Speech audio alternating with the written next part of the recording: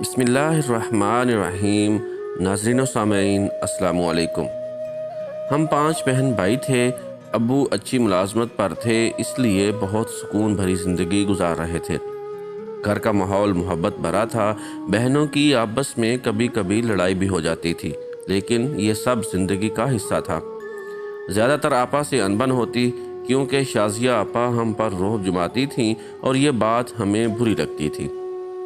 بڑی بہن ہونے کی وجہ سے ہم تینوں چھوٹی بہنیں ان کا لحاظ بھی کرتی تھیں، لیکن آپا کا غصہ ہر وقت ناک پر دھرا رہتا تھا۔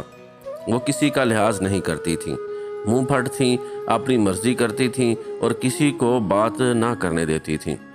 میں، نادیہ اور آسماں ان کے غصے سے نالاں تھے، تاہم امی سمجھاتی تھیں کہ وہ بڑی ہے، تم لوگ اس کے سامنے مت بولا کرو۔ یاد رکھو، ہمیشہ بڑوں کی عزت کرنی چاہیے۔ ایسا کہہ کر ہی ماں نے آپی کو اور زیادہ سر پر چڑھا لیا تھا۔ اب وہ امی ابو کو خاطر میں نہ لاتی۔ یہ احساس جاتا رہا کہ کون سی بات ان کے سامنے کرنی ہے اور کون سی بات ان کے سامنے کرنے کی نہیں ہے۔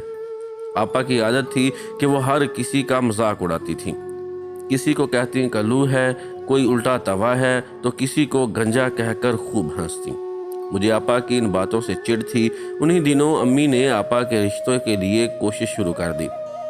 دادی کہتی تھیں، بہو یہ لڑکی تمہاری شترے بے مہار ہے، دیکھیں یہ بیل کیوں منڈے چڑھے گی۔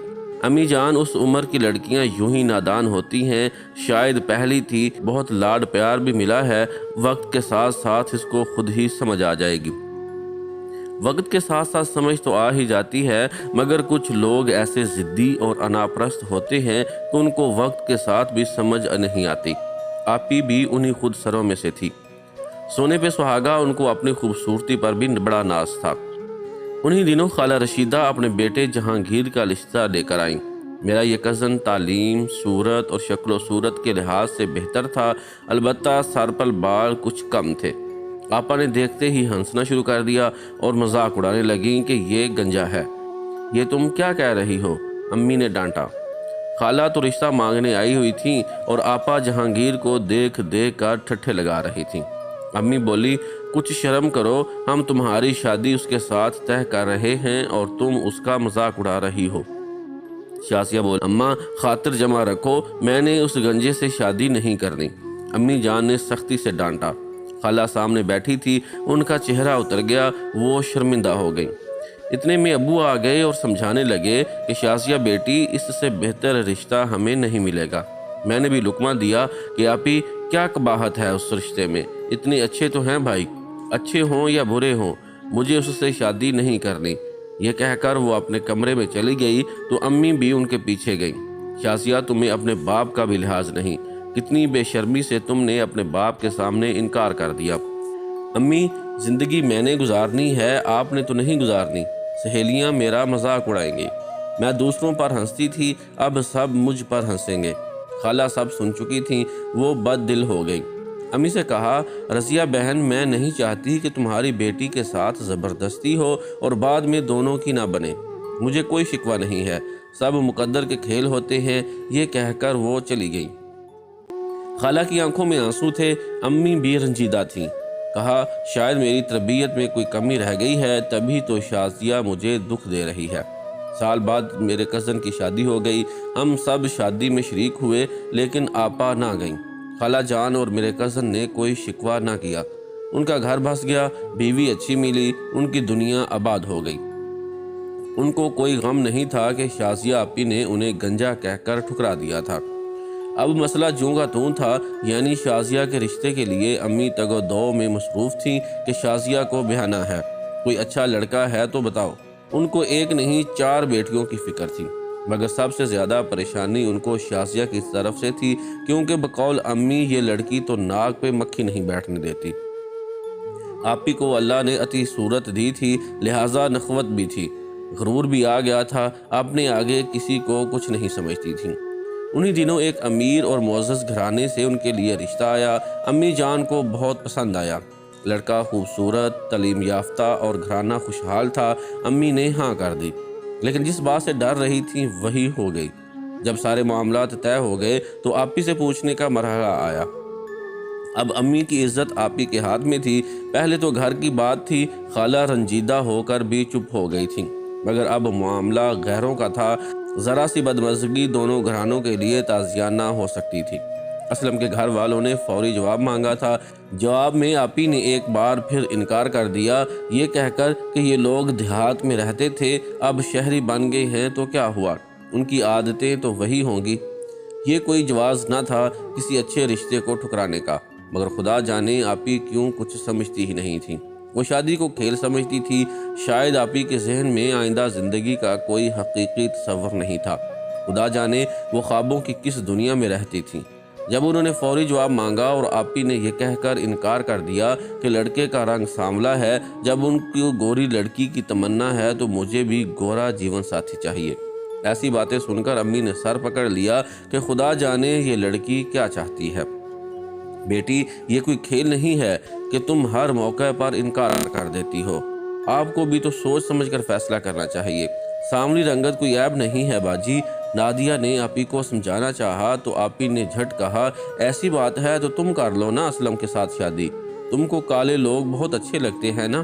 انہوں نے سارا غصہ نادیہ پر نکال دیا۔ ایک لمحے کو تو نازیہ لرز گئی، پھر سنبھل کر بولی، امی جان آپ باجی کی فکر چھوڑیے اور اب دوسری بیٹیوں کی فکر کریں۔ مایوس ہو کر امی نے نادیہ کی طرف دیکھا جو امی کے درد کو سمجھ رہی تھی۔ ماں کی آنکھوں میں امید کی ایک نئی کرن جاگی۔ نادیہ ماں سے بولی، ماں مجھے اس گھر کی عزت اور آپ کی خوشی پیاری ہے، آپ ان لوگوں کو انکار مت کیجیے، آپی نہ سہی آپ کی دوسری بیٹی سہی، میں آپ کا ہر حکم بجا لانے کو تیار ہوں۔ یوں نادیہ نے ماں کی خوشی کے لیے سر تسلیم میں خم کر دیا۔ اسلم کے والدین کو کوئی اعتراض نہ ہوا، بڑی نہ سہی چھوٹی سہی، انہوں نے رشتہ اسی گھرانے سے لینا تھا سو لے لیا۔ اب ہر کوئی کہہ رہا تھا کہ جوڑے آسمانوں پر بنتے ہیں اور سب کو اپنی قسمت کا ملتا ہے۔ نادیہ کے نصیب میں جو تھا سو مل گیا۔ امی ابو یہ سوچ کر چپ تھے کہ چلو ایک بوجھ تو ہلکا ہوا۔ 2 سال تک امی دن رات سوچوں میں چلتی رہیں۔ شازیہ کے لیے کوئی مناسب رشتہ نہیں آ رہا تھا۔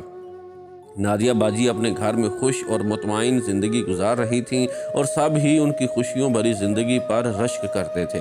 ان کو اپنے شوہر کے سامنے رنگ سے کوئی شکایت نہیں تھی، بلکہ وہ تو کہتی تھیں کہ اسلم سے بڑھ کر کوئی حسین نہیں ہے۔ امی نے کئی عورتوں کے ذمے لگا رکھا تھا کہ جیسے میری نادیہ کا نصیب کھلا ہے ایسے ہی کسی اچھے گھرانے سے شازیہ کا رشتہ بھی آ جائے۔ سب کا خیال تھا کہ نادیہ کو خوش و خرم دیکھ کر شازیہ کو عقل آ گئی ہوگی، لہٰذا اب جو رشتہ آئے گا وہ نہیں ٹھکرائے گی۔ انہی دنوں ابو جان کے ایک دوست اپنی فیملی کے ساتھ آ گئے۔ وہ بڑی مدت کے بعد آئے تھے کیونکہ وہ برطانیہ چلے گئے تھے۔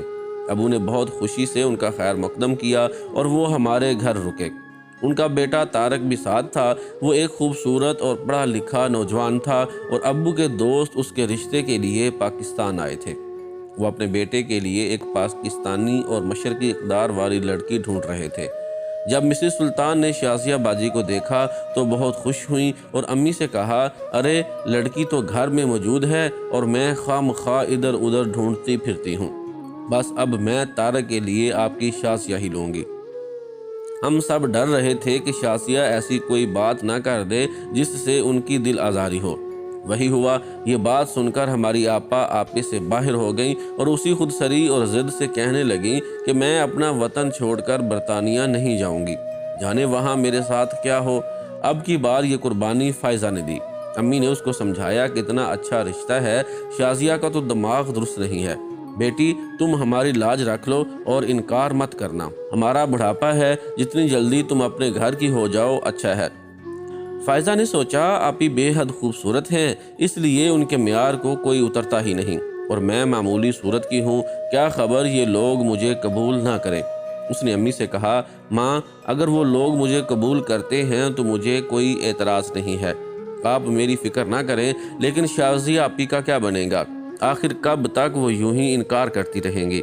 ماں نے فائزہ کے شانے پر محبت سے ہاتھ رکھ کر کہا، میری بیٹی اس کے بارے میں سوچنا چھوڑ دو، وہ اپنی مرضی کی مالک ہے، دیکھ لینا کہ وہ کل ضرور پچھتائے گی اور یہ وقت بھی ہاتھ نہیں آئے گا۔ اب میں طارق کے لیے تمہارا ہی نام لوں گی، آگے تیری تقدیر کہ کیا ہوتا ہے۔ امی نے آنٹی سے بات کی تو انہوں نے جواب دیا کہ شازیہ بھی تمہاری بیٹی ہے اور فائزہ بھی، بلکہ فائزہ زیادہ کم عمر ہے، ہمیں کوئی اعتراض نہیں ہے، میرا بیٹا اچھا انسان ہے، وہ اس کو خوش رکھے گا، تم بالکل فکر مت کرنا۔ فائزہ بھی اپنے گھر کی ہو گئی، طارق کے ساتھ بیاہ کر لندن چلی گئی۔ اس کے خطوط اور فون آتے تھے، وہ وہاں بہت خوش تھی، سب اس کا بہت خیال رکھتے تھے اور شوہر بھی بہت پیار کرنے والا تھا۔ اب میں اور آپی بچ گئی تھیں، اور آپی تو بہت خوشحال تھی کہ بلا ٹلی اور اس رشتے سے جان چھوٹی۔ اس انکار کی کوئی وجہ سمجھ میں نہیں آتی تھی، شاید ان کو والدین کے بھروسے پر یقین نہیں تھا۔ سب سے بڑی بیٹی ہونے کی وجہ سے امی ابو کو شازیہ آپی کی فکر ایک روگ کی طرح کھا رہی تھی۔ خالہ جان میرے لیے ایک رشتہ لائیں، لڑکا نیک، شریف اور پڑھا لکھا تھا، زیادہ امیر لوگ نہیں تھے لیکن کھاتے پیتے ضرور تھے۔ یوں میں بھی اس گھر سے رخصت ہو گئی۔ شازیہ کی ہر درمی سے ماں باپ کے دل چونکہ کافی رنجیدہ تھے، لہٰذا میں نے ایک لفظ بھی منہ سے نہیں نکالا، بس اللہ پر معاملہ چھوڑ دیا اور والدین پر بھروسہ کیا، اور خدا نے اپنی رحمت کر دی۔ میں اپنے گھر میں خوش اور مطمئن تھی۔ والدین نے بھی اللہ کا شکر ادا کیا کہ 4 بیٹیوں میں سے 3 خوش و خرم اور خوشحال تھیں، اور ماں باپ کی دعاؤں سے ان کو سسرال بھی اچھے ملے تھے۔ اب والد بیمار رہنے لگے تھے، وہ ریٹائرڈ ہو گئے تھے تو پینشن پہ گزارا کرنا پڑا۔ مالی حالات بھی خراب رہنے لگے۔ امی جان آپی کو سمجھاتی تھیں کہ اب تم رہ گئی ہو، آخر کب تک یوں ہی بیٹھی رہو گی، کب تک ہماری آزمائش چلے گی؟ اس پر آپی نے جواب دیا کہ میں شادی نہیں کروں گی، بلکہ نوکری کر کے آپ لوگوں کے بڑھاپے کا سہارا بنوں گی۔ اچھی ملازمتیں یوں ہی نہیں مل جاتی۔ شازیہ آپی کی خاطر ابو نے کافی کوشش کی، اور ان کو ایک دوست کے توسط سے آپی کو بینک میں نوکری مل گئی۔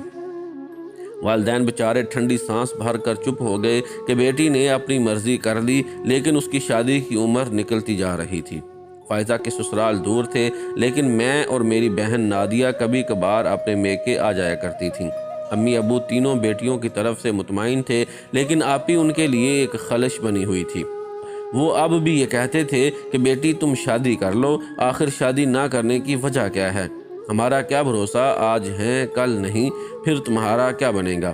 ابھی بھائی کی شادی باقی تھی، کیونکہ وہ سب سے چھوٹا تھا اور ابھی اسے ملازمت بھی نہیں ملی تھی، اس لیے شادی مشکل ہو گئی تھی۔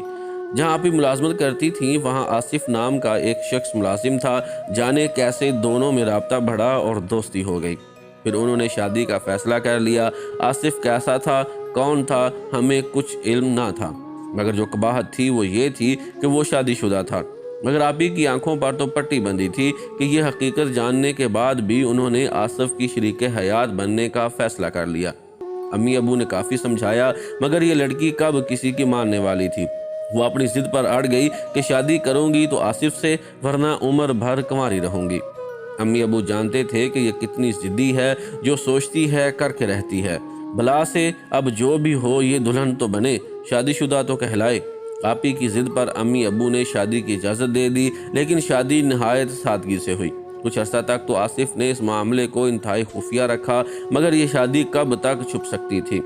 پہلی بیوی کو علم ہو گیا، اس کے بعد تو قیامت آ گئی۔